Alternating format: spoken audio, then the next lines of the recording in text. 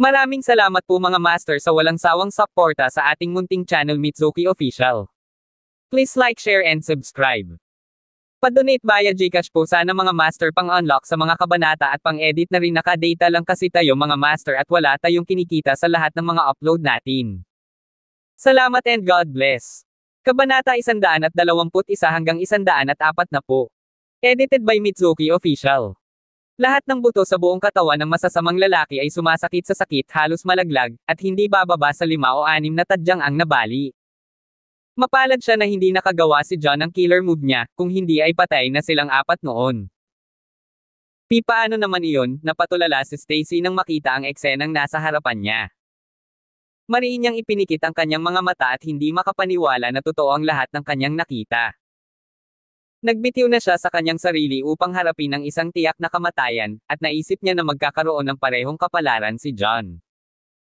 Gayunpaman, hindi niya akalain na matatalo ni John ang 4 na armadong tulisan sa loob ng wala pang 1 minuto. Ito ay dumating bilang isang ganap na shock sa kanya. Sa wakas ay naunawaan niya na hindi nagyayabang si John, kanina siya ang minamaliit ang lakas ni John. John, ikaw? Napakaganda mo. Kailan naging napakalakas ng iyong kakayahan sa pakikipaglaban? Nanginginig pa rin sa gulat, tiningnan ni Stacy si John mula ulo hanggang paa na puno ng mukha. Kawalang paniwala. Kasabay nito, nagsimula siyang magtaka sa sarili, kung kamangha-mangha ang mga kakayahan ni John, bakit halos mamatay siya sa kamay ng 2 kidnappers nito, at bakit parang ragdoll siya ng 2 bodyguard ni Brody. Parang walang saysay. To be honest, I've always been this skilled. It's just that the 2 thugs who kidnapped you last time we are both good, at muntik na akong matalo sa kanila dahil sa pabaya ko. Sabi ni John na may kalmado at kalmado. Pagpapahayag. Wala siyang choice kundi magluto ng dahilan dahil imposibleng magpaliwanag siya. Kay Stacy ang mga alaalang minana niya. Talaga. Mukhang nagulat si Stacy. Dati siyang nagsagawa ng masusing pagsisiyasat sa background ni John at nalaman mula roon na si John ay hindi sanay sa anumang anyo ng pagtatanggol sa sarili at hindi rin natuto ng anumang bagay tulad ng martial arts. Gayunpaman, ang mga katotohanan ay nasa harap niya at wala siyang maisip na iba pang posibilidad maliban sa pagtitiwala sa kanyang mga salita. Maghintay ka rito, Stacy. Tuturuan ko ang mga goons na ito ng leksyon na hinding-hindi nila malilimutan. Ngumuso si John. Malamig at nakapatay na ekspresyon habang naglalakad patungo sa lalaking may hikaw. Tayo. Huwag ka lang magsinungaling dyan at maglaro ng patay. Tinapakan ni John ang braso ng lalaki at binigyan ito ng nakakadurog na stomp. Ang lalaki ay nagpakawala ng parang baboy na sigaw habang siya ay nakaupo at gumulong-gulong sa lupa. Ang 3 pa niyang kasama ay natakot nang makita ang nangyari at agad na tumalikod. Pagkatapos ay pinilit nilang tiisin ang sakit mula sa kanilang mga sugat at malungkot na nagmamadaling bumangon. What do you want? Ang lalaking may hikaw ay lumitaw sa kabila ng takot. Hindi siya makapagsalita. Tama ang kanyang mga salita habang ang lahat ng kanyang mga ngipin ay nabasag sa suntok ni John at ang kanyang bibig ay namamanhid sa sakit. Anong gusto ko? Tingnan ko. Mukhang magandang lugar ito para gumawa ng pagpatay. Gusto kong makita kung may ilibing kayong 4 mamaya. Sumilay sa mga mata ni John ang isang pagpatay sa layunin. Hindi? Please, sabi ng isa sa 4 na lalaki. Lahat sila ay takot na ang kanilang mga puso ay nanlamig at ang. Kung nasa ibang lugar man sila, halos sigurado na sila na hindi maglalakas loob si John na patayin sila. Gayunpaman, ang kaliwa. Kahit na nagpasya si John na patayin sila. Patawarin mo kami. Alam naming nagkamali kami. Mangyaring hanapin ang kabaitan sa iyong puso upang alayain kami, sabi ng isang lalaki. Lahat sila ay labis na natakot, at isa sa kanila ang nanguna sa pagluhod ng may katok. Ang iba naman ay nagmamadaling sumunod at humingi ng awa. Ngumisi si John ngunit hindi sumagot. Ang pagpatay ay labag sa batas, kung tutuusin, kaya hindi niya posibleng patayin silang lahat sa likuran, na naging hindi matalino para sa kanya na patayin sila, dahil ang pagpatay sa kanyang harapan ay mag-iiwan lamang ng kanyang pakiramdam na trauma. Ang tanging dahilan niya ay para matakot sila. 122 nang makitang hindi natinag si John, nagsimulang maging desperado ang 4 na lalaki. Napatingin sila kay Stacy sa likod nila, at bigla silang may naisip na ihagis ang sarili kay Stacy. Nagulat si John sa mga kinikilos nila. Nag-aalala siyang sasaktan siya ng mga ito, kaya dali-dali siyang tumayo para hawakan si Stacy at mas malamig pang tinitigan ng apat. Pakiusap, iligtas mo kami. Kami ay nasa mali kapag ginawa namin ang mga pagkilos na iyon. Ikinalulungkot namin. Oo. Mangyaring ipakita sa amin ang kaunting awa at hayaan kaming mabuhay. Agad namang yumuko ang mga lalaki kay Stacy at humingi ng awa. Being the woman that she was, medyo nakaramdam pa rin si Stacy ng compassion kahit alam niya na sila ang mga kontrabida. Kalimutan mo na, John. Lahat ay nagkakamali, at mahalagang maging mapagpatawad kapag kailangan ng sitwasyon. Let them off just this once, payo ni Stacy sa kanya. Pero Stacy, tutol ni John, hindi mo sila basta-basta mapapaalis. Ang mga taong tulad nila ay mga hamak ng lipunan. Kung hahayaan mo sila sa pagkakataong ito, walang garantiya na hindi na sila gagawa ng mas karumal-dumal na bagay sa hinaharap. Kung mangyayari iyon, hindi ba't indirectly nagiging kasabwat din tayo? Marihing sabi ni John. Hindi niya gustong patayin ang mga ito, ngunit ayaw niyang pumikit sa mga karumal-dumal na gawain at maging walang kamalay-malay na kasabwat sa kanilang mga maling gawain.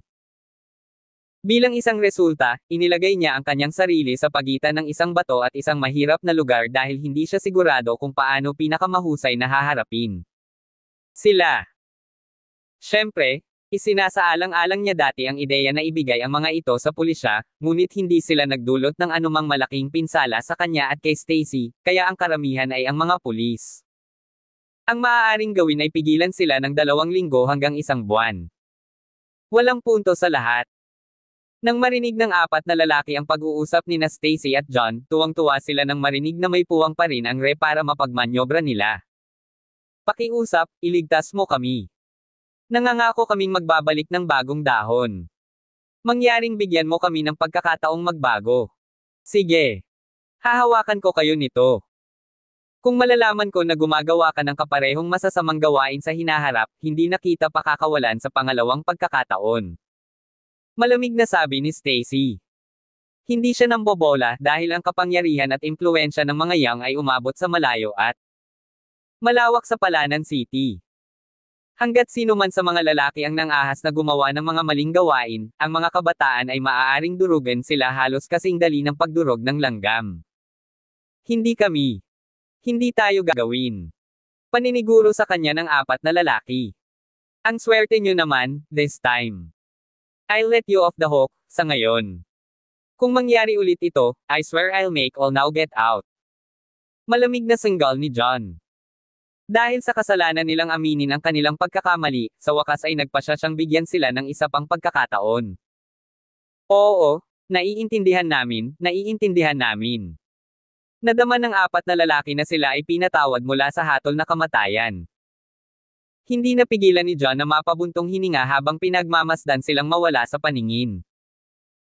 Ang mga taong tulad nila ay may pabago-bagong mga karakter, at sinabi sa kanya ng kanyang intuition na maaaring hindi madaling magbukas ng bagong dahon ang 4 na lalaki. Gayunpaman, hindi na siya gaanong nag-alala dahil binalaan sila ni Stacy na susundan sila ng mga kabataan kung hindi ayusin ng kabilang partido ang kanilang mga paraan. Kamusta ang sugat mo sa paa, Stacy? Masama ba? Gusto mo bang dalhin kita sa ospital? Lumingon sa kanya si John at nagtanong. Akala ko ba may medical skills ka? Bakit mo gustong ipadala sa ospital? Kakaibang tanong ni Stacy na halatang naalala ni John ang pagyayabang sa kanyang mga kakayahan sa harapan niya noong nakaraang araw. Ay oo. Nakalimutan ko kung hindi mo ako pinaalalahanan. Napa-facepalm si John at nag-react na parang naguguluhan sa panaginip. 123 gulong-gulo ang isip ni John kanina dahil sa sobrang pag-aalala niya sa pinsala ni Stacy ay nakalimutan niya ang kanyang mga kasanayang medikal. Naramdam siya ng kaunting awkward pagkatapos ng maikling episode na iyon. Lumingalinga si John at nakita ang medyo malinis na malaking bato sa di kalayuan. Tinulungan niya si Stacy at sinenyasan si Stacy na maupo sa bato. Tanggalin mo ang sapatos mo, Stacy. I'll check your foot for you, nakangiting sabi ni John. Tumango si Stacy. Hinubad niya ang kanyang maliit na leather na bota para makita ang isang matingkad na paa na nakabalot sa kulay na medyas na laman. Napakaganda nito. Bumilis ang tibok ng puso ni John at nagdilat ang kanyang mga pupil. Ang magagandang paa ni Stacy ay balingkinitan at maliit, at halos hindi magkasya ang mga ito sa kanyang palad. Ang kanyang 5 daliri ay mapaglarong nakakaakit sa kanyang medyas, at ito ay walang alinlangan na isang napakagandang tanawin. Hindi maiwasan ni John na makaramdam ng nag-aapoy na damdamin sa kanyang puso. Nakaramdam siya ng hindi maipaliwanag na pagnanasa na hawakan kaagad ang payat at magandang jade na paa sa kanyang kamay at paglaruan ito.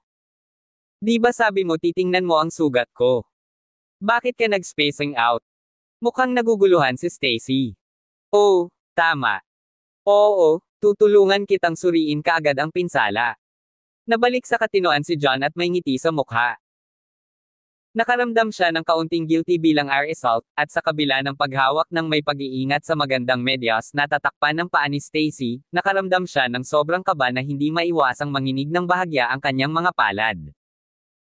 Noong una ay hindi masyadong nag-isip si Stacy, ngunit hindi nagtagal ay napagtanto niyang may mali nang makita ang kakaibang kilos ni John. Ang ilang bahagi ng katawan ng isang bae ay bawal, at ang mga paa ay isa sa mga ito. Itinuturing na isa sa mga mas matalik na bahagi ng isang babae na hindi dapat hawakan ng sinuman sa kabaligtaran ng kasarian maliban, marahil, ang kanilang mga kamag-anak.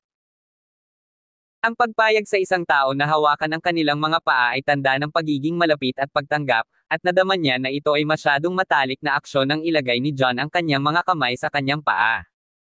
Kalimutan mo na iyon, John. Dapat dalhin mo na lang ako sa ospital. Agad na lumitaw ang pulang pamumula sa magandang mukha ni Stacy at dali-dali niyang sinubukan bawiin ang kanyang paa. Nako, ang kanyang mga aksyon ay naging sanhi ng paglala ng pinsala at ang sakit ay nagpasimangot sa kanya, kaya nagpapaalala sa kanya na hindi siya dapat gumalaw sa isang kapritsyo. Hindi mangyayari yan. Nasa bundok tayo, Stacy. Malayo ito mula sa isang ospital, at hindi ka makalakad dahil sa pinsalang iyon sa iyong paa. Paano mo inaasahan na pupunta ka sa ospital? Agad na sabi ni John. Alam na ang mga paa ng babae ay hindi dapat hawakan ng walang habas, hinding-hindi siya susuko sa pagkakataong iyon ng ganoon kadali pagkatapos na makakuha ng isang bihirang pagkakataon. Pero, labis na nag-aalangan si Stacy. Alam niya na may katuturan ang mga sinabi ni John, at ang sitwasyon niya ngayon ay naging mahirap para sa kanya na pumunta sa isang ospital maliban kung si John ay gumawa ng isang aksyon na tiyak na magre-resulta sa pagtaas ng kontak sa katawan. Okay, but you can't touch me where else when you're treating me. Namumula ang pagsang-ayon ni Stacy habang sinusubukang babalaan si John. Huwag kang mag-alala. Hindi ko gagawin. Nahihiyang ngumiti si John, saka kinalma ang sarili at sinimulang suriing mabuti ang kanyang inge. Habang pinagmamasdan ni John ang kanyang balingkinitan at magandang paa na may paulit-ulit na paggalaw ng pagmamasahe, isang malabo ang mga ito. Maya-maya, hindi na nakayanan ni Stacy ang nararamdaman at binasag ang katahimikan ng namumula ang mukha. Hofu, John. Seryoso ba? Ang swerte mo, dislocated joint lang. Ang simpleng repositioning ng apektadong joint lang ang kailangan para magamot ito, sabi ni John. Habang nagbabantay si Stacy, sinamantala ni John ang pagkakataon. Sa isang pag-click, matagumpay na naiayos muli ang na-dislocate na joint pabalik sa orihinal nitong lugar. OWW. Napaiyak si Stacy at namutla kaagad ang maganda niyang mukha. Sa loob ng ilang segundo, lahat ng ika at kakulangan sa ginhawa ay mabilis na nawala. 124, kamusta na ang pakiramdam mo ngayon, Stacy? Masakit ba? Nag-aalalang tanong ni John.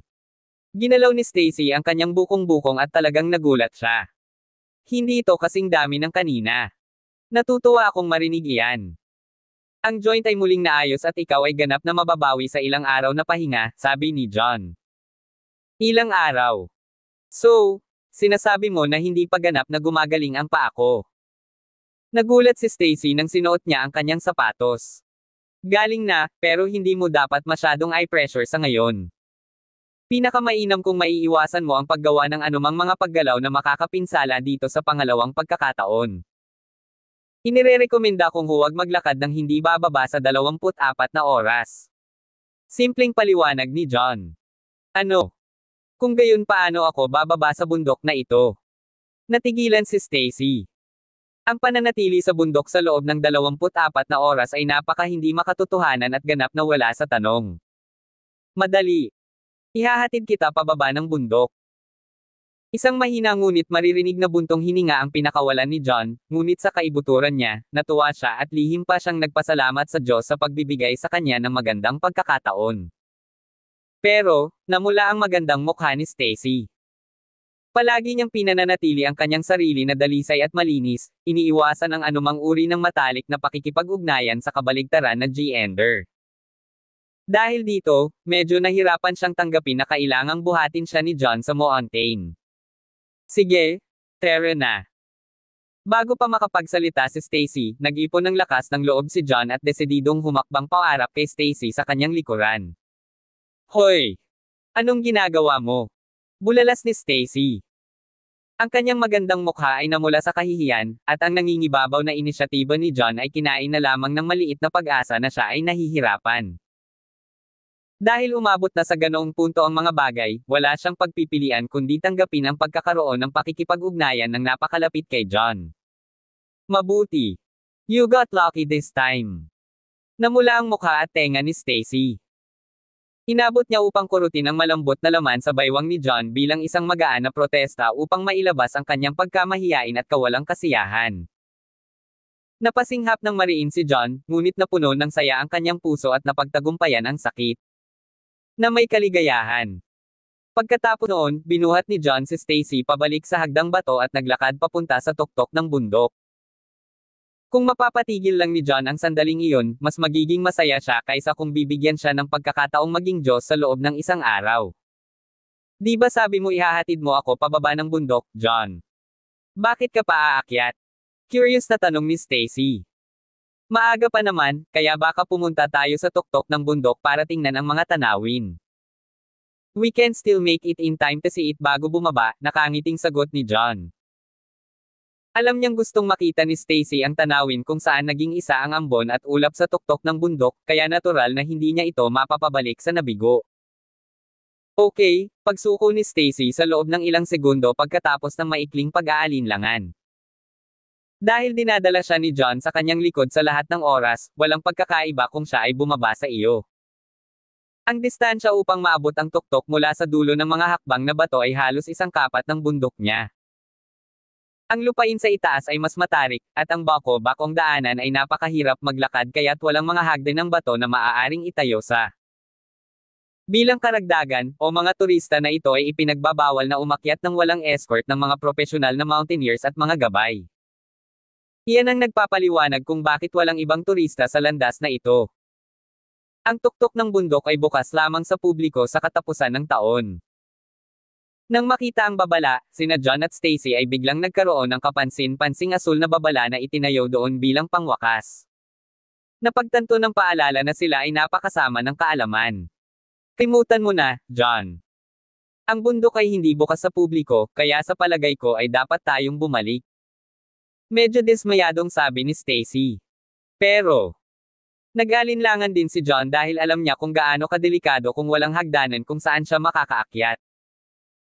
125 ayaw ni John na malagay sa panganib si Stacy, ngunit hindi niya kayang makitang nadidismaya rin si Stacy. Huwag mo na lang pansinin. Hindi tayo dapat sumuko sa kalahati ngayong nandito na tayo. Halika, dadalhin kita sa tuktok ng bundok at ipapakita sa iyo ang tanawin ngayon. Kinagat ni John ang kanyang mga ngipin at nagdesisyon kaagad. Ang kanyang antas ng pagpipino ng enerhiya ay umabot sa kalagitnaan ng yugto, na ginagawang mas malakas ang kanyang lakas at liksi kaysa sa mga ordinaryong tao. Higit pa rito, ang Mistletoe Mountain ay hindi isang mapanganib na tuktok na may mga bangin, at hindi siya haharap sa anumang mga isyo hanggat siya ay nag-iingat. Sigurado ka ba? Nag-aalala pa rin si Stacy. Wala kang dapat ipag-alala sa tabi ko. Ipinapangako kong iingatan kita. Mariing sabi ni John. Ang kanyang malambing na boses ay nagbigay kay Stacy ng hindi maipaliwanag na pakiramdam ng seguridad. Sige. Naniniwala ako sa iyo, hindi mapakali na tumango si Stacy. Ibinaba ni John si Stacy at binuhat si Stacy sa isang bridal carry. Sa ganoong paraan, ang kanilang center of gravity ay nakatagilid pasulong hanggat maaari, sa gayon ay tinutulungan sila sa mga tuntunin ng hiking at mga hakbang sa kaligtasan para sa huling bahagi ng pag-akyat. Gayunpaman, ang landas sa unahan ay lubak-lubak at mahirap dahil sa kakulangan ng hagdan, kaya mas nakakapagod itong pisikal kaysa dati. Para sa mga kadahilanang iyon, ang pag-akyat para sa quarter na iyon ng bundok ay higit na nakakapagod kaysa sa nakaraang 3 quarter na pinagsama. Sa kabutihang palad, si John ay may tuloy-tuloy na daloy ng espiritual na enerhiya na higit sa sapat upang suportahan ang lahat ng pisikal na lakas na kanyang ginugol. Sa kanyang mga pagsisikap, matagumpay niyang buhatin si Stacy hanggang sa tuktok. Sa tuktok ay isang bukas na espasyo halos 5 o 6 na football field na napakalaki. Ang mga halaman ay malago, ang hangin ay partikular na sariwa, at ang tanawin ay napakaganda kaysa dati. John, tingnan mo. Umiiral nga ang kakaibang tanawin ng mga ulap at ambon na konektado. Tinuro ni Stacy sa unahan at excited na sabi. Nagulat si John nang tumingin siya sa direksyon na tinuro ni Stacy. Ang nakita niya sa himpapawid at ang tuktok ay mga ulap at ambon na nag-uugnay upang bumuo ng isang dagat na puti. Sa pamamagitan ng pagtayo sa tuktok ng bundok at pagtingin sa ibaba mula sa itaas, magagawa ng isa. Makita ang mga puting ulap na nagsanib-sanib sa kumukulong ambon na nagmistulang umaalo na talon na katapusan sa walang katapusang dagat. Hindi maiwasan ng isa na mamangha sa tanawin dahil parang nasa lupain ng mga Diyos. Nakakamanghalang ang tanawin. Tiyak na naaayon sa reputasyon nito ang Miss Cloud Mountain. Sabi ni John na may tame time na paghanga. Oo, hindi pa ako nakakita ng ganitong kahangahangang tanawin para akong nasa loob ng parang panaginip. Sulit naman ang pag-akyat na ito. Masayang ngumiti si Stacy at walang kapantay ang pakiramdam niya. Nakakahiya.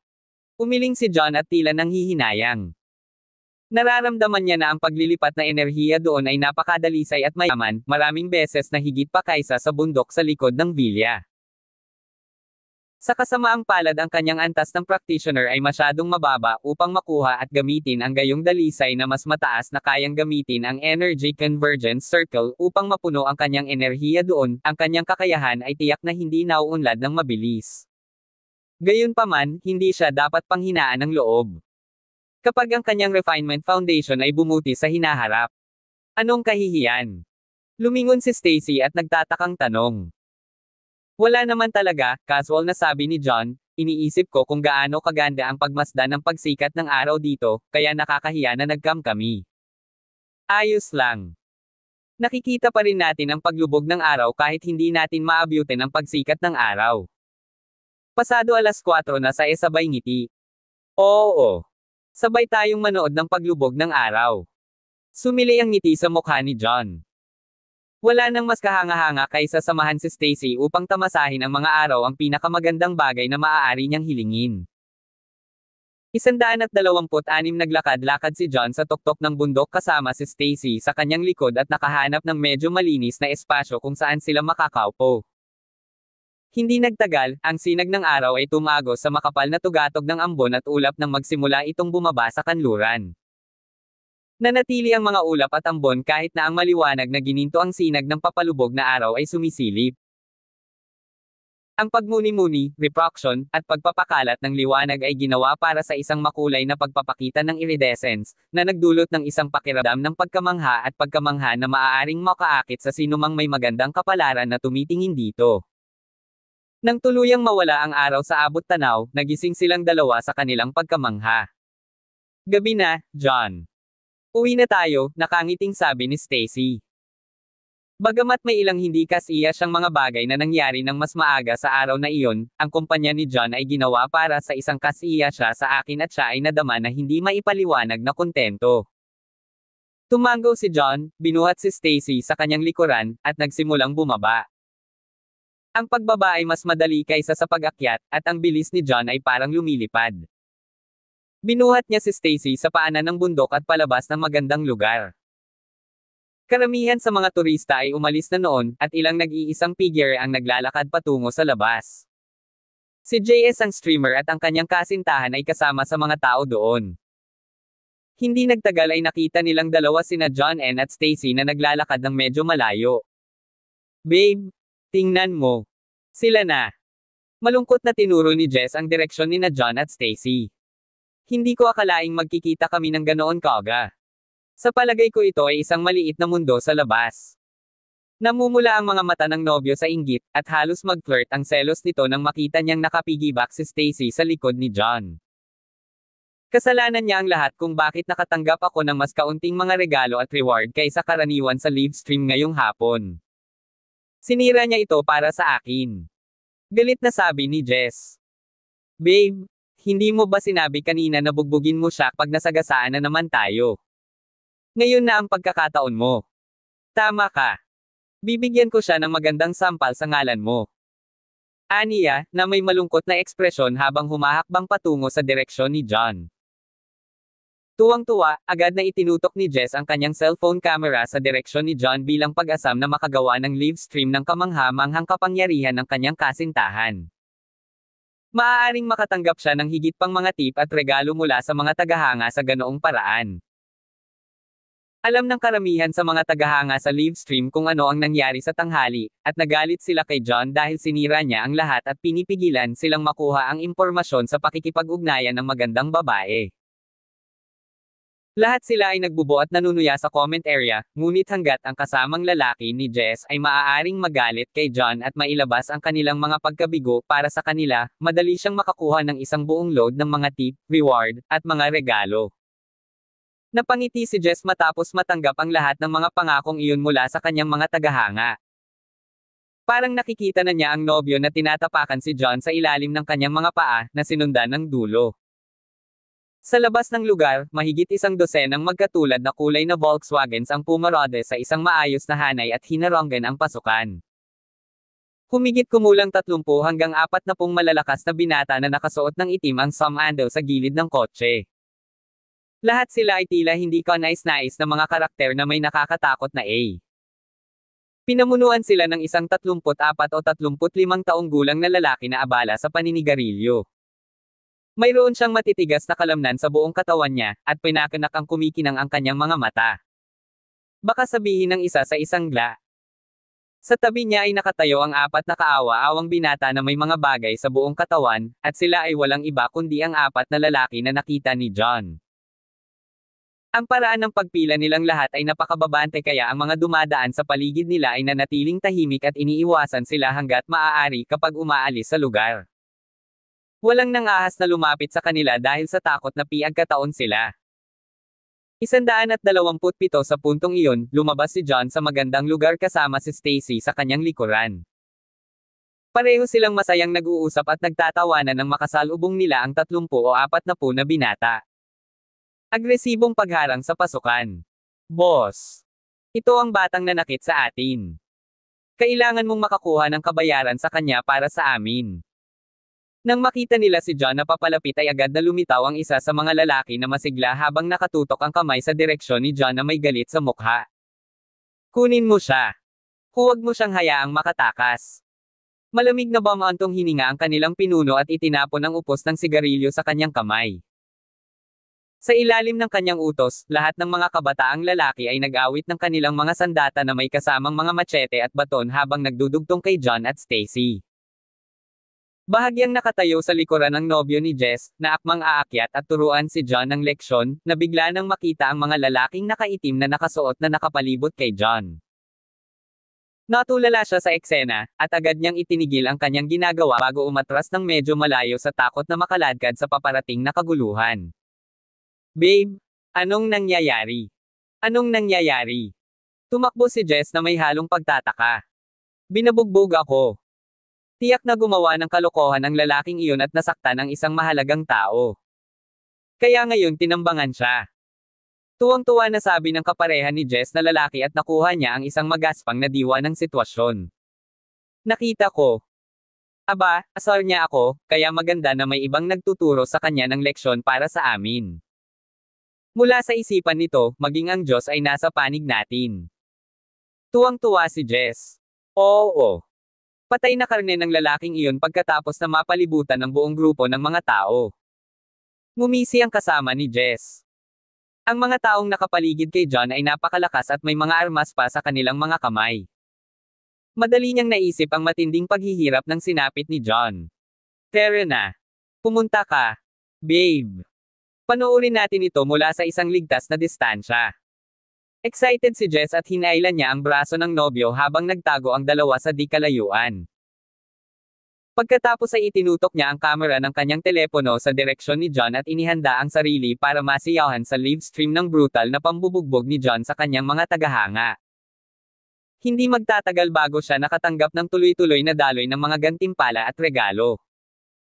Sa dulo ni John, sa wakas ay nakita nila ni Stacy na nakatayo ang apat na lalaking nakasalubong nila kanina.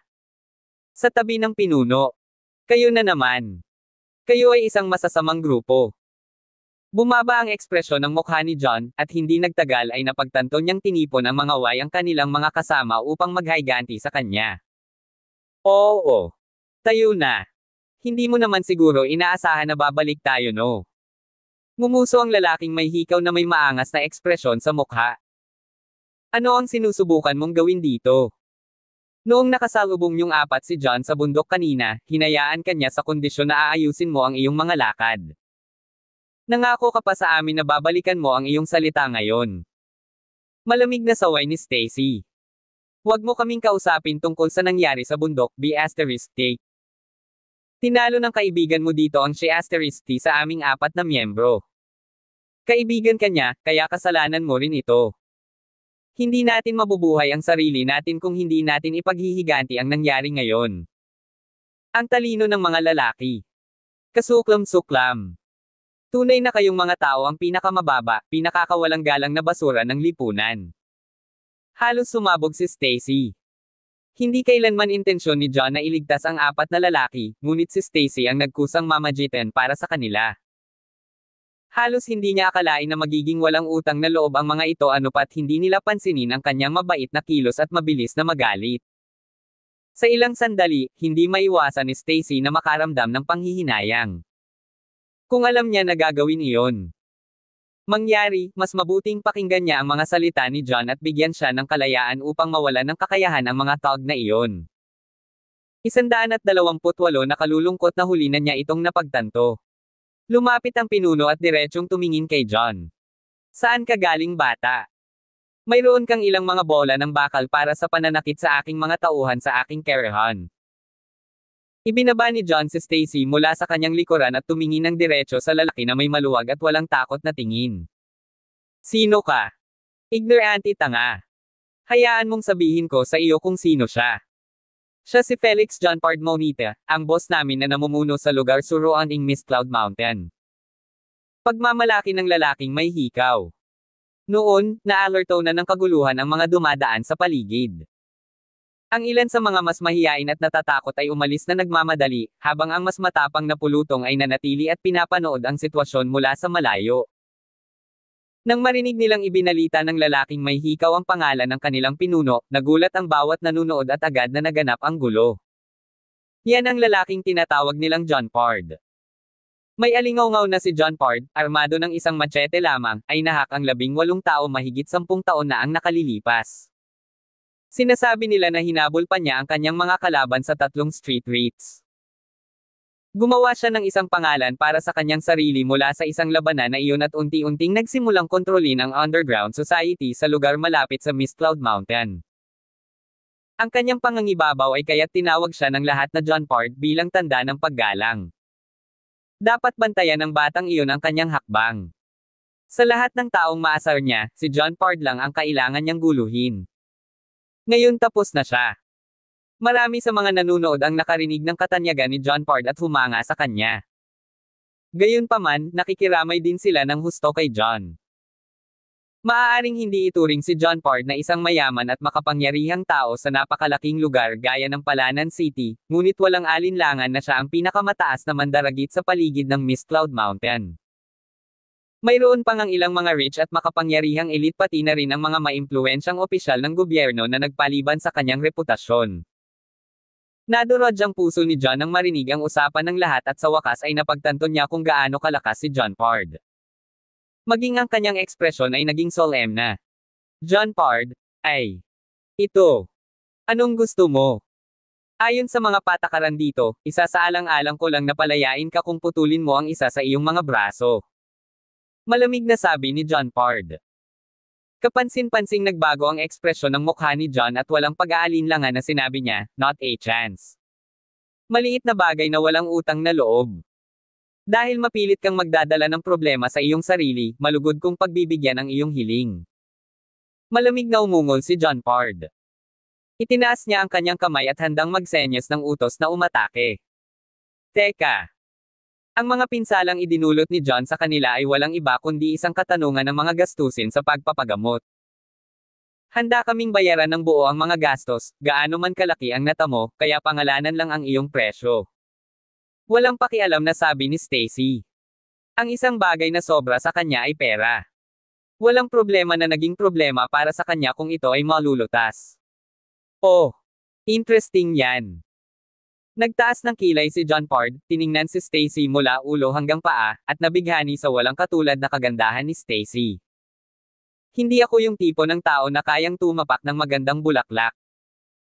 Dahil ang alok na iyon ay ginawa ng isang kasing ganda mo, bibigyan kita ng pagkakataong magbayad ng 700,000 para sa mga gastusin sa pagpapagamot.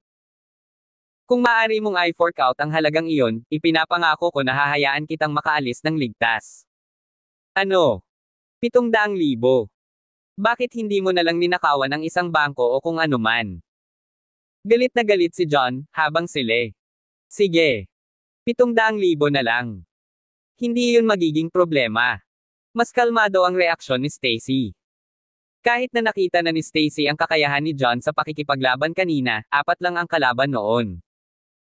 Ang bilang ng mga kalaban ay tumaas ng higit sa ilang beses. Ang masama pa nito, ang naghahanap, may hawak na mga armas tulad ng mga machete at batuta. Kahit kalakas ang kanyang mga kakayahan, hindi niya ginusto ang kanyang gaanong pagkakataong talunin ang mga taong iyon ng mag-isa. 129 ang mga kahihinatnan ay magiging mapaminsala kung si John ay dumanas ng ilang mapangwasak na suntok. Bukod dito, ang 700,000 dolyar ay walang halaga sa kanya, at nadama niya na sulit ito sa pangangalakal. To exchange that as for her and John's safety. Seryoso ka? Laking gulat ni John Pard na halos malaglag ang kanyang panga sa lupa. Hindi niya pinangarap na pumayag si Stacy sa kanyang mga kondisyon. Ang 700,000 ay hindi maliit na halaga, at siya ay nabalisa dahil ito ay halos buong taon niyang kita.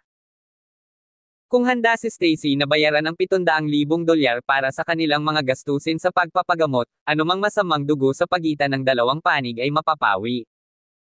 Ito ay isang solusyon na maaaring makinabang sa magkabilang panig. Huwag kang makinig sa kalokohan niya, John Pard.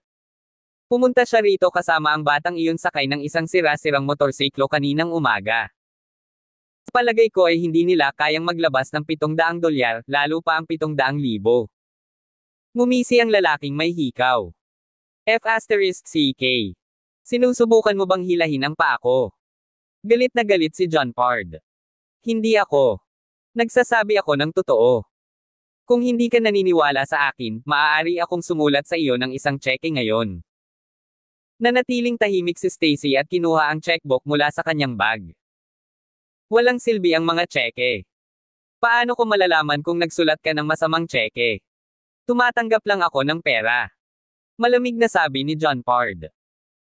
Ang mga cheque at bank transfer ay nag-iwan ng opisyal na daanan ng pera, at kung tumawag si Stacy sa pulisya pagkatapos ng insidente, malamang nakasuhan siya ng extortion.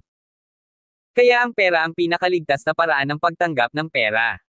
Wala akong ganong pera. Pero may iba pang paraan kung pipilitin mong magkaroon ng pera. Hayaan mo ang kaibigan ko para makuha niya ang pera. Mananatili ako dito bilang hostage mo. Kapag may pera na siya, lalapit siya at ipagpalit sa akin, matipid na sabi ni Stacy. Nag-isip si John Pard saglit at naramdaman niyang isa itong solusyon. Napakaganda ni Stacy na magsisinungaling siya kung sasabihin niyang hindi siya nasway sa kanyang hitsura. Gayunpaman, may mga tuntunin sa kanilang mundo. At ang kanyang pangunahing layunin ay upang makakuha ng hustisya mula kay John nang hindi kinasasangkutan si Stacy sa anumang paraan. Sabi nga, magandang balita ang pagpayag ni Stacy na manatili bilang isang hostage, nangako siyang hindi niya hahawakan kahit isang hibla ng buhok ni Stacy kung may hahatid ni John ang pera, ngunit kapag nabigo iyon, magiging masaya siyang haharapin. Stacy gayunpaman gusto niya. Nanindigan siya na walang mawawala sa alinmang kinalabasan. Okay, pumayag ako, pero makikipag-unahan ako sa inyong dalawa, hindi ko pipigilan ang sarili ko kung maglalakas loob kang tawagin ako ng mga play trick. Malamig na babala ni John Pard. Hindi. Tumanggi si John. Kahit anong mangyari, hinding-hindi kita hahayaang maging hostage, Stacy.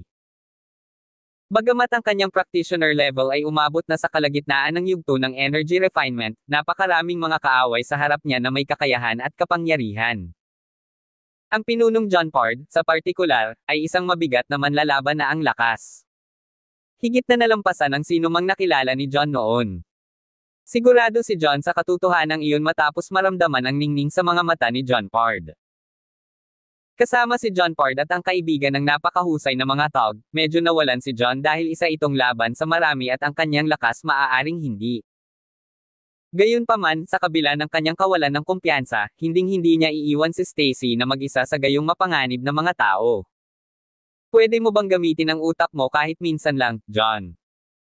Gulat na tinitigan ni Stacy si John at bumulong, ito ay isang stopgap measure. Maaaring hindi mo pa ito alam, ngunit ang mga kabataan ay nag-aayos ng ilang mga malalakas na manlalaban.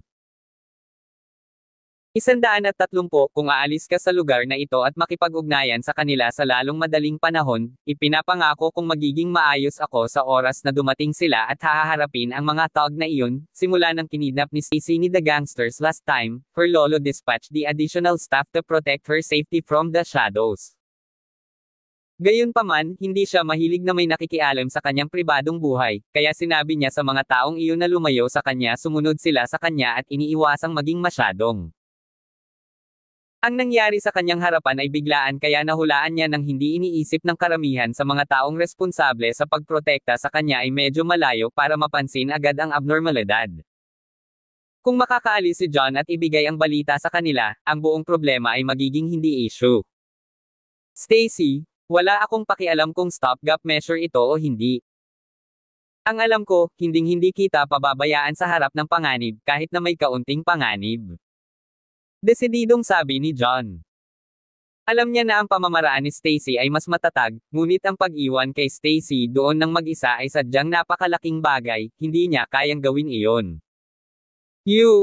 Are you trying to make me angry? Si Stacy ay nababalisa at parang gusto niyang buksan ang ulo ni John para makita kung ito ay puno ng mga gisantes. Hindi mo naiintindihan. Sabi ni John, wala nang mas mahalaga sa akin kundi ang kaligtasan mo. Ang punto ay, kailangan mo ng tea. O maniwala ka sa akin. Gagawin ko ang lahat para protektahan ang iyong kaligtasan, at sino mang gustong manakit sa iyo ay kailangang gawin iyon sa aking patay na katawan. Tumingin siya sa mga mata ni Stacy nang hindi maipaliwanag na katigasan. Alam niyang hindi siya karapat-dapat para kay Stacy at hindi siya mahuhulog sa kanya habang siya ay nabubuhay, ngunit ito ay kanyang paniniwala, o sa halip, isang pagkahumaling, na palagi niyang gagawin ang lahat para protektahan si Stacy sa katahimikan. Hanggang sa hindi na siya kailangan ni Stacy. Ikaw. Nanginginig ang katawan ni Stacy at labis siyang nabigla sa determinasyon sa mga mata ni John. Saglit, naintindihan niya kung ano ang ibig sabihin ng ekspresyon nito at medyo nawala ng magawa nang makita niya ito. Sa huli, tumalikod siya nang hindi namamalayan at hindi nang ahas na tingnan muli siya sa mga mata. Inasahan na ni John na mangyayari iyon. Hindi siya kailanman nang ahas na magkaroon ng anumang uri ng hindi makatotohanan. Inaasahan ni Stacy, kaya natural, wala siyang anumang uri ng pagkabigo. Pagkatapos, ibinoling niya ang atensyon kay John Pard at malamig na sinabi, alam kong malakas kang tao, John Pard. Ngunit walang makakatalo sa akin ng ganoon kadali. Bibigyan kita ng huling pagkakataon, kung kukunin mo ang iyong mga tauhan ngayon, magpapanggap akong walang nangyari. Pero kung pipilitin mong manindigan para sa mga hamak na ito, ipinapangako kong hindi ako magpapakatanggal sa iyo. John, Sigaw ni Stacy sa pagkatulala, nabaliw ka na ba? Ang sinabi ni John ay katumbas ng pagsisimula ng digmaan sa kanyang mga kalaban. Ang 30 hanggang 40 kataong kinailangang labanan ni John ay may hawak na armas, at walang ibang maaasahan si John kundi ang kanyang sarili. Ito ay katulad ng pagpirma sa kanyang death warrant. Iyan ay isang malaking usapan, bata. How dare you talk to me like that? Siguradong nangangati kang mapatay. Nagalit si John Pard sa kay-abangan ni John. At paano kung ginawa ko? Nagsimula ang buong pangyayari ngayon dahil sa akin. Lumapit sa akin kung nakuha mo ng ano ang kinakailangan. Matapang na ngumiti si John. Bagamat nahihigitin siya ng kabilang panig, naniwala siya sa kanyang lakas at 60 hanggang 70% tiwala na mananalo. Kung ang mga pagkakataon ay mas mababa kaysa doon, hindi siya maglalakas loob na magsalita ng so. Ikaw, namumula ang mukha ni Stacy at sigurado siyang nababaliw na si John. Ang lahat ng pagsisikap ni Stacy na magkaroon ng pagkakataon ay nawala sa mga aksyon ni John, at nakaramdam siya ng hindi masasabing kawalan ng pag-asa dahil sa kanya. 131, napakaganda. Ikaw ang nagtanong nito. Ibigay mo sa kanya, guys. Putulin ang batang ito at itapon sa kalye F o sa mga aso para pakainin. Tumawa si John Pard sa kabila ng kanyang galit at iwinagayway ang kanyang kamay para bigyan ang kanyang attack order. Ang kanyang mga kampon ay naghahangad ng pumunta, at sunod-sunod nilang itinaas ang kanilang mga sandata habang marahas na humahabol kay John. Halika sa akin. Sigaw ni John. Upang protektahan ang kaligtasan ni Stacy, hindi siya umalis ng kalahating hakbang ang layo mula sa gilid ni Stacy at kahit na nag-ingat na hindi umiwas sa pag-atake ng kalaban sa isang kapritsyo kung sakaling mapunta ito kay Stacy sa sandaling nakatakas siya dito. Ibinibigay ko ang lahat. Kinagat ni John ang kanyang mga ngipin, nag-concentrate ng ilang espiritual na enerhiya sa kanyang likod, at nilabanan ang pag-atake ng 3 baras na bakal bago nagpakawala ng mahinang ungol. Pagkatapos ay tumalon siya sa himpapawid at sinipa ang 3 kalaban sa sunod-sunod na sipa. Sinamantala ng 2 kalaban na may mga machete ang pagkataon na subukang tadteren ang ulo ni John. Nanatiling kalmado si John sa harap ng paparating na panganib at inabot niya ang palso ng isang kalaban.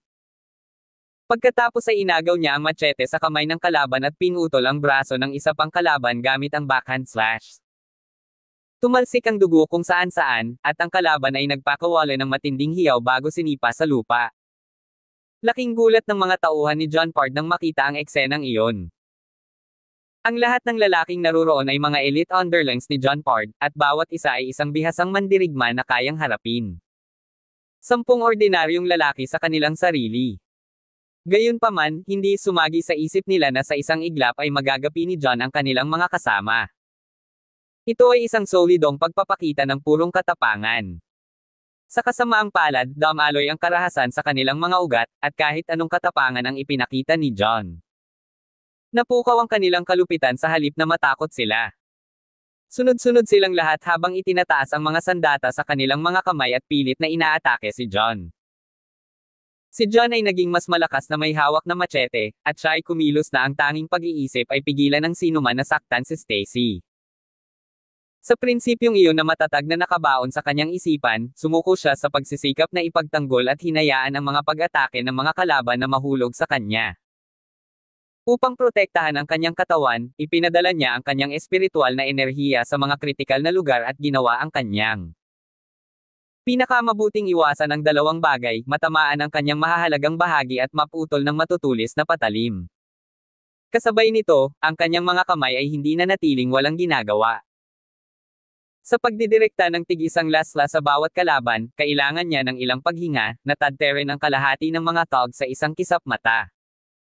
Tumalsik ang dugo kung saan-saan at nabahira ng pula ang kanyang damit. Mahirap ilarawan ang nakagigimbal na tanawin na nasa harapan niya. Masama ito. Kahanga-hanga ang kanyang kakayahan sa pakikipaglaban. Namula ang mga mata ni John Pard matapos makita ang buong sitwasyon. Hindi niya pinangarap na ang isang payat na lalaki na katulad ni John ay magkakaroon ng lakas na higit pa sa imahinasyon ng isang tao. Sa wakas ay naunawaan na niya kung bakit nag-harp si John tungkol sa pagbibigay sa kanila ng huling pagkakataon kanina. Si John ay may kinakailangang kasanayan at hindi lamang sinusubukang bluff. Si John Pard ang minaliit si John. Papatayin kita dahil sa pananakit mo sa lahat ng kapatid ko. Nabalisa si John Pard kaya agad siyang naglabas ng machete. Lee! Mag-ingat ka, John.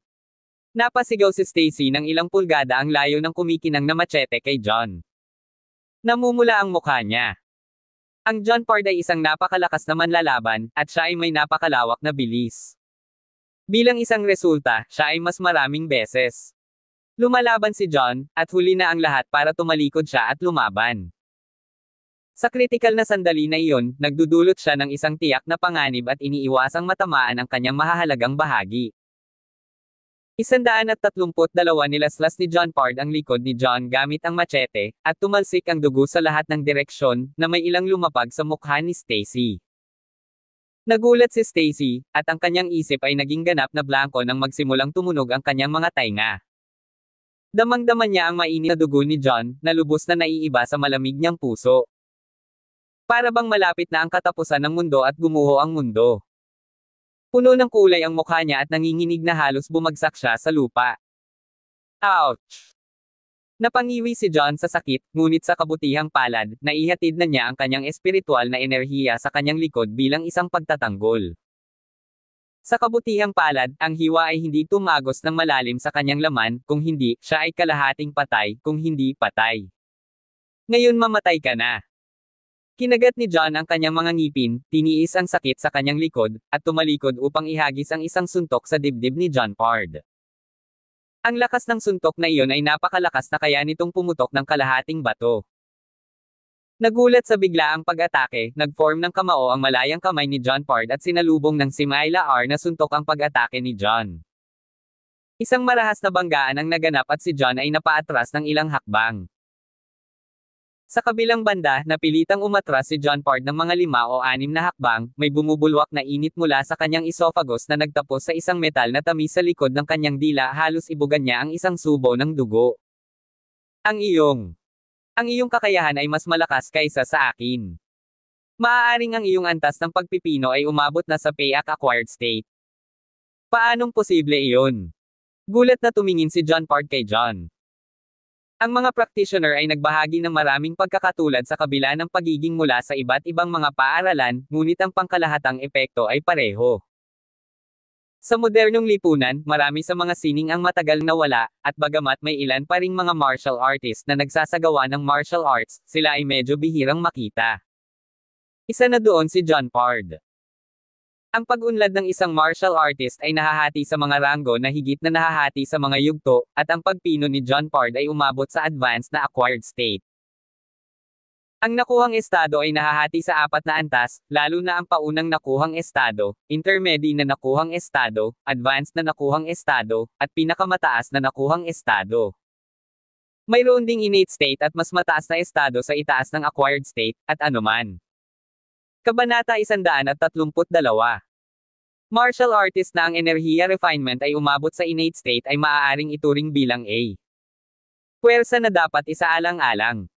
Ang state of energy refinement ng John Pard ay advanced lamang na acquired state, na hindi magiging ganoon kalaki ang problema dahil hindi naman ganoon kataas, ngunit ang mga malalakas na tao na tulad niya ay bihira kung titingnan ang kanyang kakayahan laban sa karamihan ng populasyon.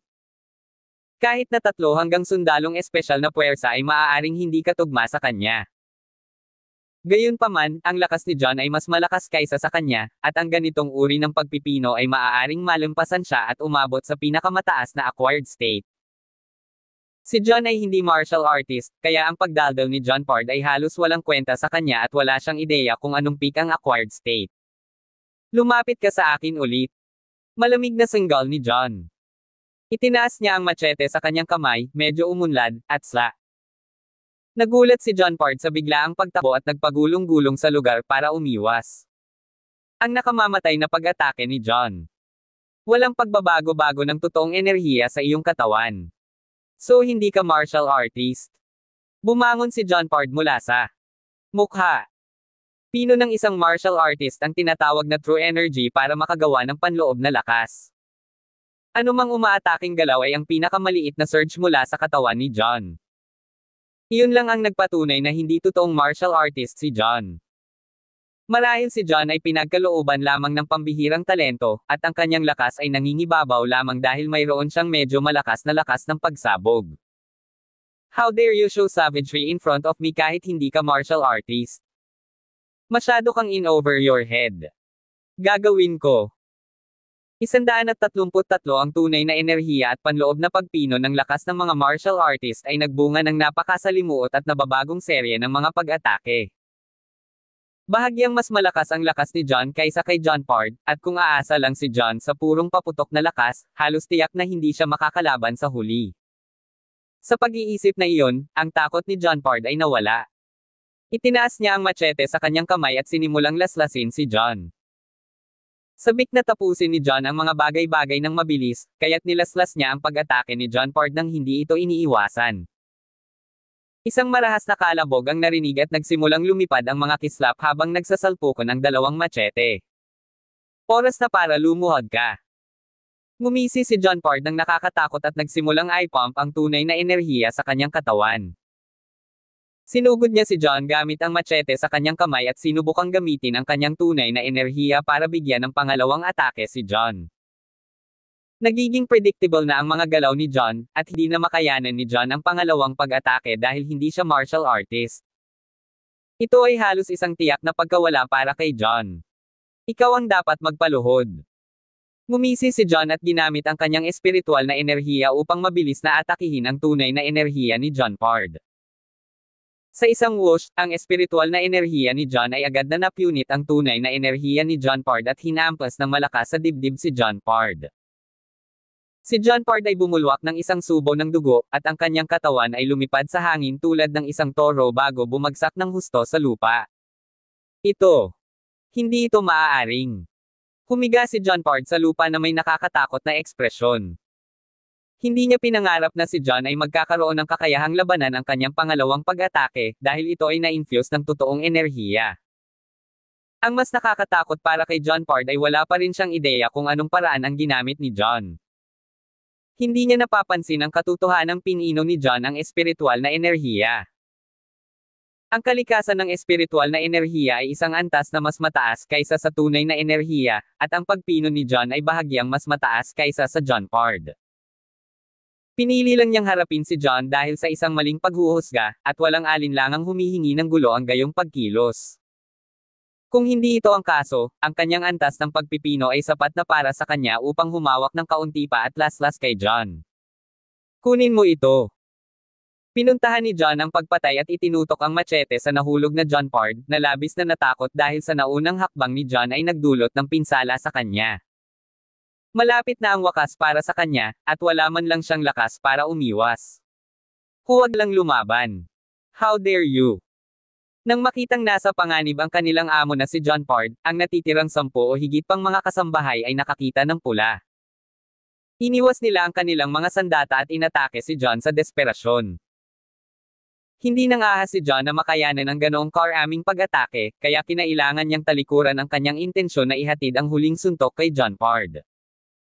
Instead, tumalikod siya at pilit na pina-address ang kanyang mga kalaban bago sila sinabak sa labanan. Para kay John, ang pinakamalakas na taong nagbigay ng ibig sabihin ay walang iba kundi si John Pard. Ang natitira ay hindi hihigit sa nakakapinsalang maliliit na paglipad. Dahil nahulog na si John Pard sa pagkatalo, ang maliliit niyang kampan ay larong pambata para kay John. Tulad ng isang tigre na humahabol sa kaibigan ng mga tupa, nilaslas ni John ang bawat isa sa kanila at hindi napigilan. Sa tagal ng ilang paghinga, ang lupa. May iba pa ba? Pinrotektahan ni John si Stacy sa kung sino man ang lumapit sa kanya, at ang damit nito ay nabahira na ng dugo.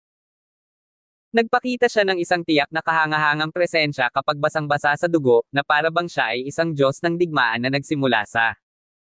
Si John Pard at ang kanyang mga tauhan ay nakahandusay agila sa lupa sa harap ni John. Nawala ang kanilang makakaharap sa labanan, at walang makabangon muli. Nakakaloka at madrama ang eksena. Lahat ay napatulala, mula kay Stacy, Jess, at boyfriend ni Jess, hanggang sa 4 na buhong kanina at sa lahat ng mga nanonood. Ni minsan ay hindi nila naisip na kayang kayanin ni John ang isang kasing lakas ni John Pard, pati na rin ang lahat ng kanyang yun na ginawa ni John ng mag-isa. 134 maituturing pa kayang tao ang isang tulad ni John. Minsang napagtagumpayan ni John Pard ang 17-18 kalaban ng mag-isa, kaya gumawa ng pangalan para sa kanyang sarili sa pamamagitan ng labanang iyon at pinagtibay ang kanyang sarili bilang isang makapangyarihang buhay. Gayunpaman, tinalo ni John ang 30 o 40 katao mag-isa, at ang mismong John Pard ay isa sa kanyang pangunahing mga kalaban. Maaaring isipin ng isa kung gaano kakilakilabot ang lakas ni John. Sa sandaling iyon, ang lahat ay natulala sa katapangan at walang talo na kapangyarihan ni John. Jess, nangyayari ba ito? I won? I'm not dreaming? Am I? Nauutol na sabi ng nobyo ni Jess at nanginginig ang buong katawan sa takot. Sa wakas ay napagtanto niya kung gaano siya katanga nang maalala niya ang kalokohang plano niyang turuan ng leksyon si John. Sa kabutihang palad para sa kanya, siya ay isang hakbang na mas mabagal kaysa sa mga tauhan ni John Pard, kung hindi ay siya ang unang nakahiga na walang malay sa lupa. Babe, siya. Masyado siyang marahas. Dapat tayong lumayo at iwasang makita siya, namutla ang mukha ni Jess sa takot, at mabilis niyang hinaila ang nobyo sa isang tabi at nagtago. Kung tutuusin, natatakot siya na baka gusto ni John na makipag-ayos sa kanila dahil sa nangyari kaninang araw na iyon. Higit pa rito, na-stream ng live ni Jess ang buong pangyayari sa kanyang cellphone kanina, kung saan kasama ang hindi kapani-paniwalang pagpapakita ng katapangan at kawalan ng kakayahan ni John. Ang kanyang mga tagahanga na kanina pa sumisigaw na turuan si John ng leksyon, biglang natahimik sa comment area, na walang komentong lumalabas. Sa kabilang dulo, hindi rin masyadong maganda ang hitsura ng 4 na lalaki kanina. Lahat sila ay namutla sa takot at nahulog sa ilalim una sa lupa. Akala nila noong una ay tatayo sa kanila ang amo nilang si John Pard at tatapusin ang buhay ni John, ngunit hindi nila akalain na maging ang amo nila na lagi nilang inaakala ay walang talo. Maaaring ma-knockout sa wakas. Bukod pa rito, silang 4 ang orihinal na nagkasala, na halos tiyak na nagpapadala sa kanila sa isang kaawa-awang kapalaran sa mga kamay ni John. Madaling isipin kung gaano sila natakot. John, ikaw? Napakaganda mo. Paano mo nagawa? Huminga ng malalim si Stacy at tuluyang nakabawi sa gulat. Iisa lang ang ekspresyon sa kanyang pretty face, at iyon ay hindi makapaniwala. Wala talaga si John sa mood na sagutin siya at nagtanong na lang ng may pag-aalala, ayos ka lang ba, Stacy? Ayos lang ako. Tumango si Stacy, at isang maliwanag na kislap ang lumitaw sa kanyang mga mata habang nakatingin kay John. Dahil sa miserableng 3 taong buhay ni John kasama ang mga Manson at kasunod nito. Sa pagkukunwari ni Brody, palaging nararamdaman ni Stacy na walang kakayahan si John, kaya't nakaramdam pa siya ng kaunting simpatiya at awa sa malagim na karanasan ni John. Ngunit pagkatapos ng lahat ng nangyari, napagtanto niya na siya ay napakamali tungkol sa kanya. Hindi lamang umasa si John sa kanyang sarili upang matiyak ang mga karapatan sa pakikipagtulungan sa weak group, ngunit nagpakita rin siya ng malaking lakas at walang kapwares na katapangan upang protektahan siya. Siya ay naging higit sa 100 beses na mas mahusay kaysa sa naisip niya, at hindi siya maaaring mas nabigla doon. Magandang malaman iyon, nakahinga ng maluwag si John at sa wakas ay nakahinga na siya ng maluwag. Bagamat binantayan niya si Stacy kanina, hindi niya ito nagawang protektahan ng buong puso dahil masyadong Sa kabutihang palad, si John Pard ay mayroon pa ring ilang antas ng integridad sa mga tuntunin at hindi inutusan ang kanyang mga nasasakupan na salakayin ang mahinang si Stacy.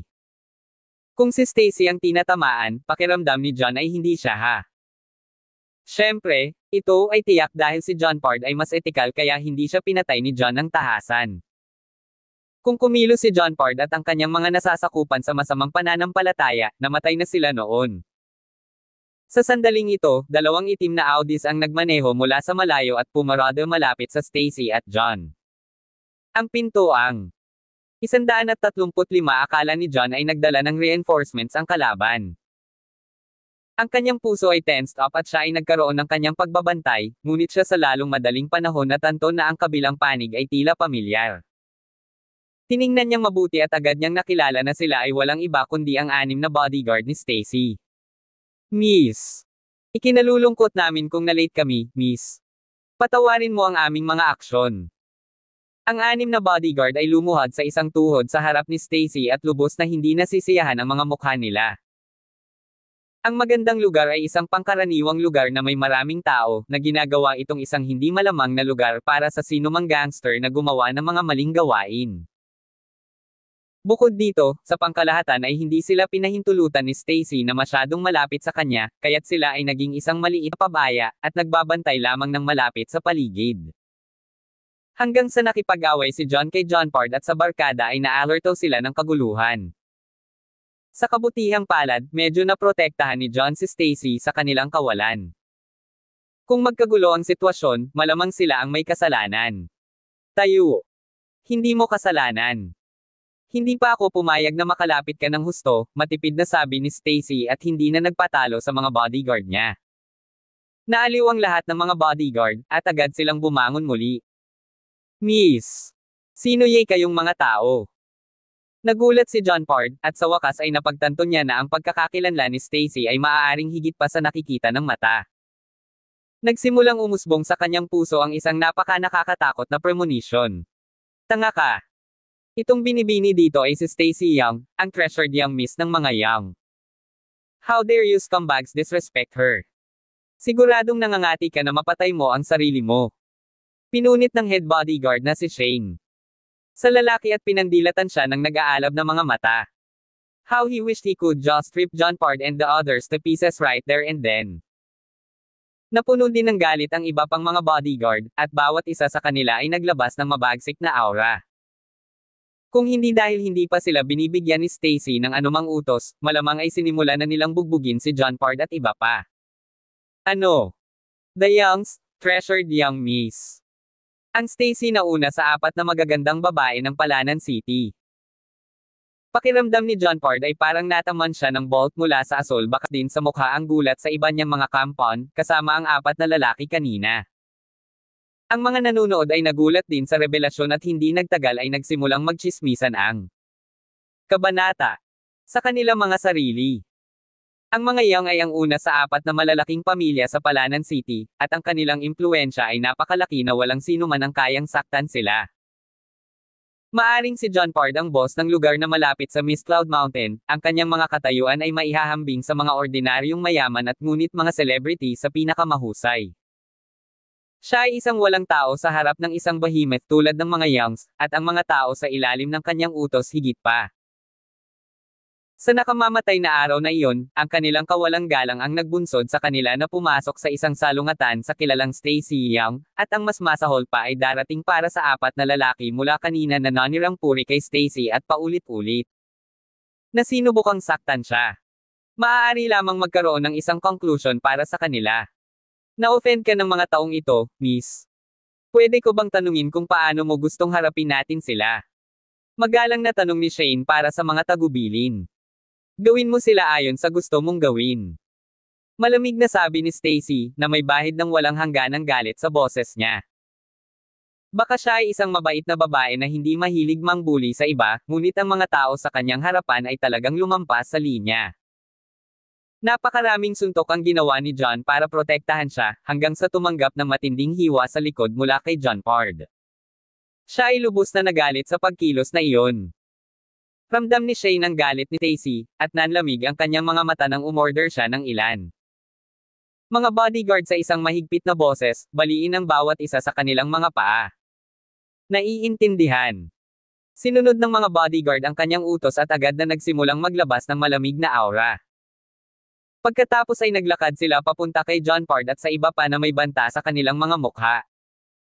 136 si John Pard ay may gulat na babalot sa mukha, at nanginginig siya sa takot.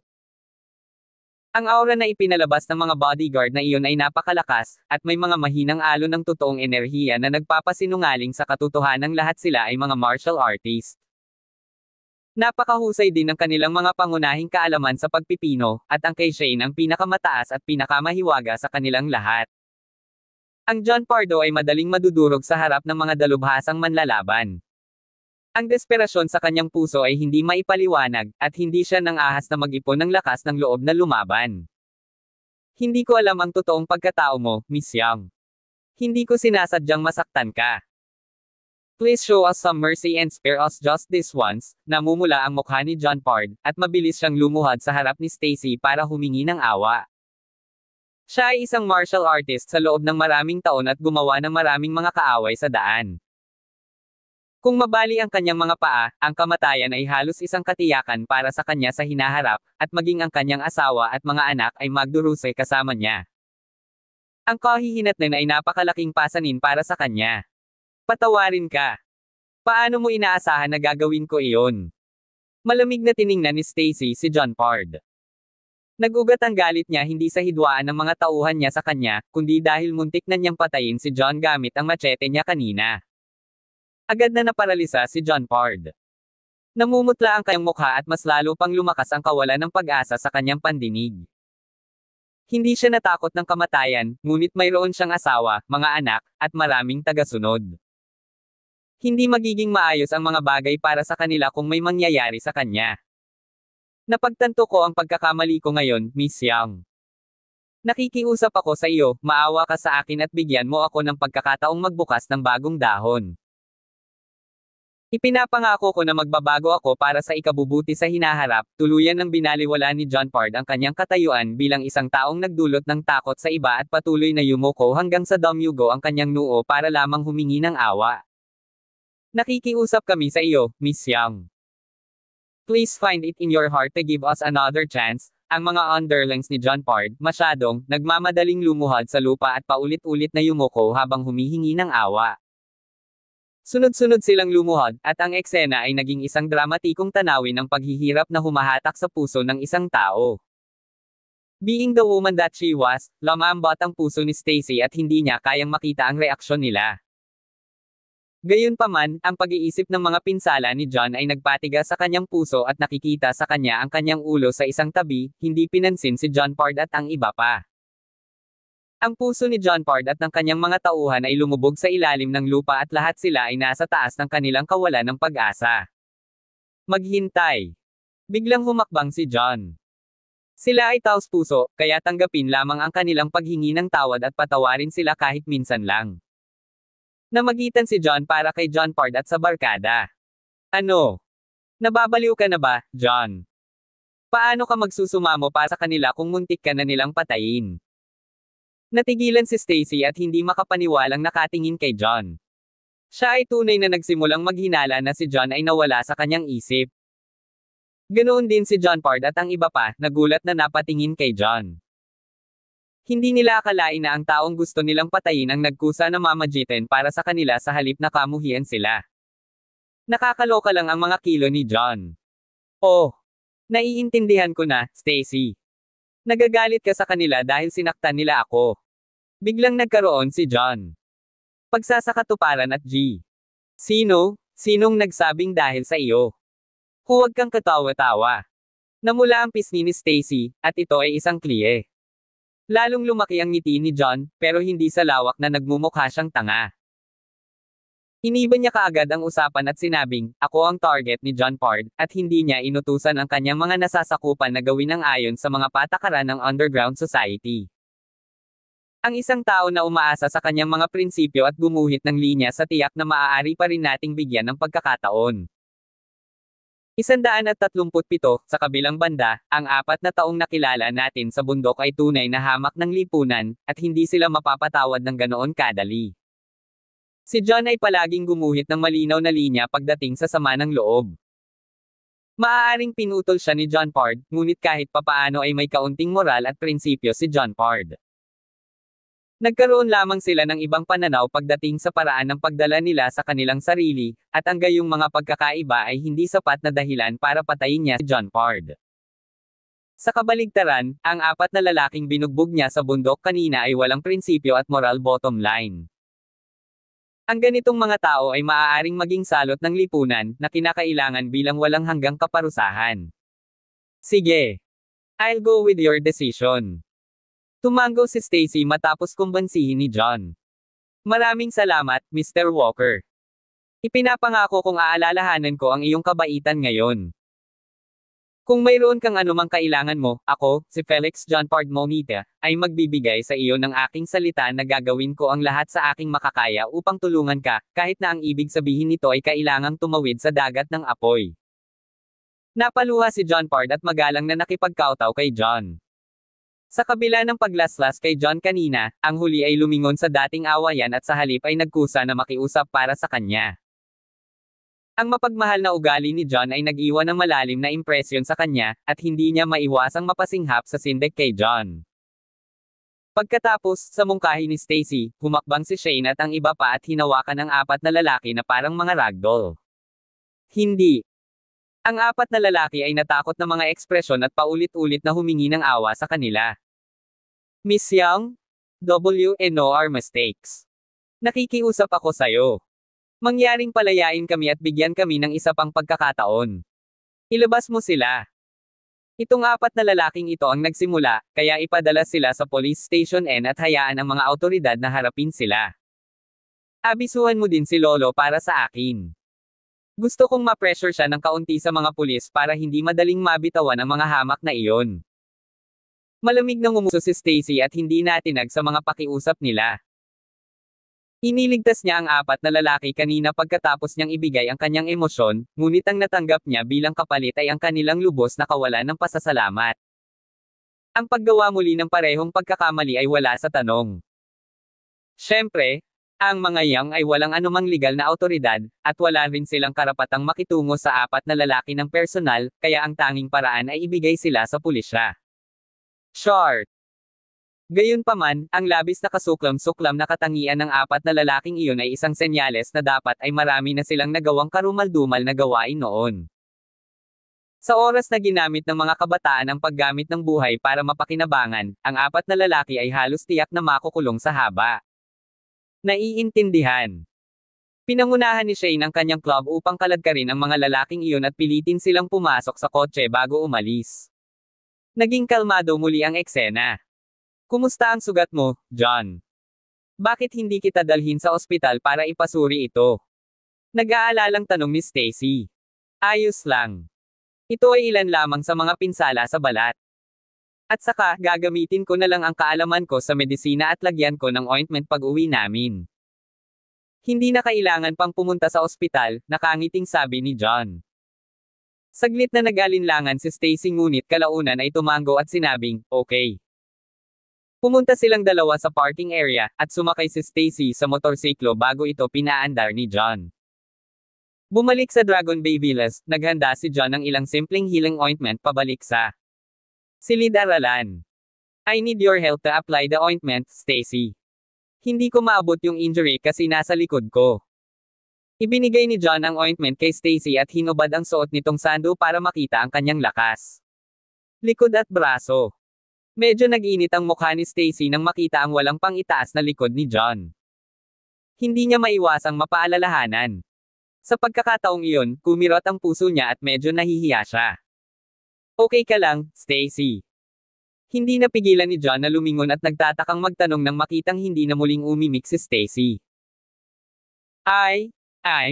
Lumitaw ang mga pulang pamumula sa magkabilang pisngi ni Stacy at pinakalma niya ang sarili ng kasing bilis ng paglalagay ng ointment sa likod ni John. Ang sugat ay humigit kumulang 4 o 5 sentimetro ang haba, at ito ay isang kakilakilabot na tanawin dahil sa pagkakahawig nito sa isang malaking paggapang. 138 na kapagtataka, ang sugat ay magaspang na sa buong katawan at tila bumuti ng husto kahit na hindi nagtagal mula nang nasugatan si John. Sarado na ang mga sugat mo sa likod, John. Ang iyong paggaling ay napakabilis. Nagulat si Stacy. Malinaw niyang naalala na sinaksak sa dibdib si John nang iligtas siya nito noong una nilang pagkikita. Sa oras na iyon, ang kanyang peklat ay gumaling at nalaglag sa loob lamang ng isang araw, na halos walang anumang bakas.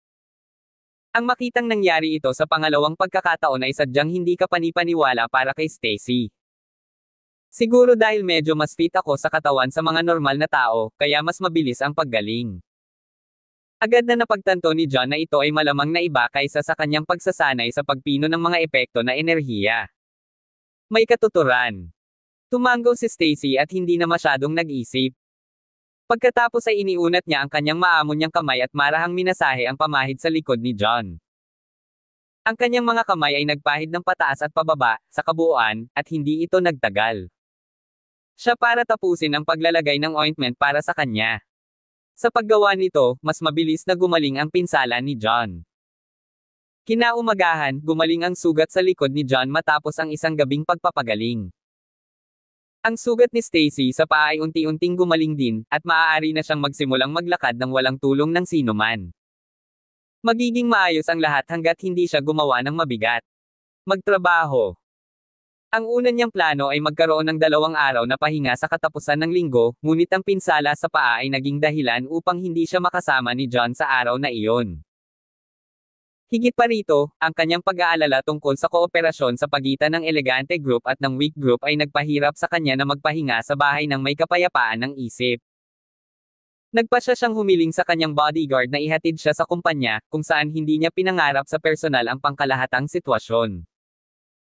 Si John naman ay walang gaanong tulong sa disenyo ng balangkas ng kooperasyon, kaya wala siyang pagpipilian kundi manatili sa bahay ng mag-isa para makapagpahinga. Pagsapit ng tanghali, biglang nakatanggap ng tawag si John mula kay Lily. Nais niyang anyayahan si John sa kanyang tahanan para sa tanghalian bilang pasasalamat sa kabaitan ni John sa pagpapagaling sa kanyang ina na si Serena noong nakaraan at kahit natulungan niya ang kanyang pamilya na maalis ang sakit. Mahal na gastusin sa pagpapagamot. Si Lily at ang kanyang pamilya ay palaging nagpapasalamat sa kanya para sa lahat ng iyon. Wala namang importanteng gagawin si John kaya nag-isip muna siya bago pumayag. Within minutes, sumakay siya sa kanyang motorsiklo papunta sa destinasyon ayon sa locus yung ipinadala sa kanya ni Lily. Dumating siya sa isang lumang bahay malapit sa labas ng lungsod. Ang mga tirahan doon ay medyo luma na, marahil higit sa 2 o 3 dekada, at ang pag-unlad doon ay medyo nahuli din. Doon nakatira si Lily at ang kanyang pamilya. Nagkataon na hindi naman ganoon kalayo ang lugar sa Miss Cloud Mountain. Ang nakapalibot na kapaligiran at tanawin sa loob ng housing area ay napakaganda, na may kakaibang kawalan ng pagmamadali at pagmamadalian ng lungsod. Kapalit nito ay isang kalmado, tahimik na kapaligiran. Sumakay si John sa kanyang motorsiklo papunta sa entrance ng housing area at nakita niya ang isang magandang figure na nakatayo sa harapan. Ito ay walang iba kundi si Lily. John! Dito. Tuwang-tuwa na ikinaway ni Lily ang kamay sa direksyon ni John. Ngumiti si John at inihinto ang kanyang motor. Lily, ikaw. Namangha si John nang makita ang suot ni Lily. Palagi niyang alam na si Lily ay isang napakagandang babae na nakaitim na may rimmed eyeglasses na nakatikip sa kanyang magandang mukha.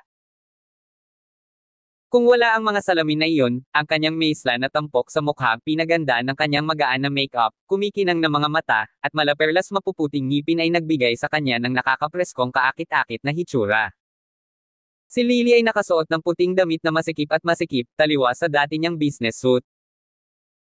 Sa ibaba ng laylayan ng kanyang maikling damit, ang kanyang payat at maayos na mga binti ay natatakpan ng isang pares ng medyas na may kulay na laman, na ang texture nito ay kasing manipis ng mga pakpak na butterfly. Ito ay ang perpektong pagtatapos touch na nakabalangka sa kanyang kaaya-aya at katangi-tanging figure. 139 ang damit na isinuot ni Lily ay medyo uso, at bagamat hindi ito mga high-end luxury brand na damit, bumagay ang mga ito sa kanyang kaakit-akit na ugali at binigyan siya ng isang simpleng pang-akit. Ito ang unang pagkakataon na tunay na nakita ni John ang tunay na kagandahan ni Lily. Hindi man siya kasing hot at tempting gaya ni na Stacy at Ella pagdating sa figure niya, pero halos pare-pareho ang itsura niya kay Ella at kasama niya ang huli in terms of beauty. John, may problema ba? Namula si Lily nang maramdaman niya ang nag-aapoy na tingin ni John at nagsimulang pumutok ang puso niya sa kaba. Agad niyang ibinaba ang ulo at hindi na naglakas loob na tumingin muli sa mga mata ni John. Mula nang tulungan siya ni John sa lahat ng mga oras na iyon, hindi niya sinasadyang nagkaroon ng damdamin para sa matangkad at gwapong si John. Dahil ito ang unang pagkakataon na inimbitahan niya ito sa kanyang tahanan bilang panauhin, kusa niyang binihisan ang sarili upang mag-iwan ng magandang impresyon sa kanya. Ang reaksyon ni John ay nagpatunay na ang kanyang mga pagsisikap ay hindi walang kabuluhan, at isang bahagyang kagalakan ang lumitaw sa kanyang puso. Wala naman. Wala lang, nabalik sa katinoan si John at ngumiti alanganin bago pinigilan ang sarili na tumingin sa kanya. Nasa huling row ang bahay ko, John. Dadalhin kita doon. Ngumiti si Lily at itinuro ang direksyon sa likod ng komunidad. Medyo malaki ang buong residential area, at nang sumulyap si John sa unahan, nakita niyang medyo may kalayuan ang huling row sa gate. Tinapik niya ang puwang sa likuran niya sa upuan ng motorsiklo at sinabing, "Hop on, Lily. Ihahatid kita doon sa motor ko." Tumango si Lily at ginawa ang sinabi ni John sa kanya. Nang maalala niya ang lahat ng close contact nila ni John during noong huling beses na sumakay siya sa motorsiklo nito, namula siya at bahagyang nag-alinlangan. Sa huli, naabot niya. Lumabas at marahang humawak sa baywang ni John para maiwasang maulit ang parehong sitwasyon. Tila walang pakialam si John at nagmaneho papunta sa huling row ng housing area. Bago pa mahinto ni John ang motorsiklo, nabangga niya ang isang pamilyar na figure na naglalakad. Ito ay walang iba kundi si Bowden, ang dumadating na doktor na gumamot kay Serena sa ospital. Napuno ng selo si Bowden nang makita niya ang kanyang mortal na kaaway at ang kanyang ekspresyon. Sabay lumubog. Namumula ang mga mata niya sa inggit nang makita niya si Lily na nakaupo sa likod ni John, mahigpit na nakahawak sa baywang ni John gamit ang dalawang kamay, at halos idiin ang katawan nito. Kay John. Hindi ko ine-expect na magkikita tayong muli ng ganoon kabilis. Anong ginagawa mo dito? Ang mga mata ni Bowden ay nag-aalab sa galit, at hinihiling niya na makapag-shoot na lang siya ng mga laser mula sa kanyang mga mag-aaral upang patayin si John kaagad at doon. Dahilan ni John na mawalan siya ng trabaho sa ospital at sinira ang relasyon niya sa pamilya ni Lily, na hindi siya pinansin mula noong nangyari iyon. May isip ng kahit sino ang matinding puot na naramdaman niya sa kanyang puso kay John. Ano sa iyo, Dr. Suffield? Kaya kung pumunta kung saan ko gusto. Sinaman ni John ang malamig na tingin ni Bowden. Ang mga doktor ay dapat na ang sagisag ng lahat ng bagay na makatao, ngunit si John ay walang simpatiya sa ilan. Etika. Huwag kang masyadong mahihiyain. Nawala mo sa akin ang lahat. This is a score I have yet to settle with you, and I was filled with sama ng loob, at lalo siyang nagagalit sa bawat pagdaan ng iniisip. Nang marinig iyon ni Lily, hindi niya maiwasang mapag-alitan, family guest si John. Panatilihin ang iyong saloobin A. Lalong umasim ang mukha ni Bowden at halos hindi na niya nagawang ngumiti. Pakinggan mo ako, Lily. Aba. Tama na, pakli ni Lily, ayaw kong marinig ang mga palusot mo. Tere na, John. Kinawian ni Lily ang kamay at inte. Kabanata 140. Pinagmamasdan ni Bowden mula sa likuran si Lily na lumalayo kasama si John, at kinuyam niya ng mahigpit ang kanyang mga kamao na may galit na ekspresyon. Kailangan mo lang maging matigas ang ulo, di ba? Dahil sabik na sabik kang malagay sa gulo, I guess I should to make your wish come true. Malungkot ang mukha ni Bowden habang inilabas niya ang kanyang cellphone at nagsimulang tumawag. Magkatabing naglakad sina Lily at John patungo sa bahay ni na Lily. Bowden's always been petty and vengeful. I was told that a cousin of his is a very powerful figure. Now that he's holding a grudge against you, you need to be extra careful whenever you run in him in the future, nag-aalalang. Paalala ni Lily. Ang kanyang pamilya ay matagal ng kapitbahay sa pamilya ni Bowden, at medyo alam niya ang tungkol sa background ng pamilya ni Bowden dahil ang magkabilang panig. Noon ay may magandang relasyon sa isa't isa. Sa mga nakalipas na taon, gayunpaman, ang pananalapi ng pamilya ni Bowden ay naging mas mahusay. Dahil dito, bihira na silang bumalik sa dati nilang bahay mula nang bumili sila ng 2 bagong bahay.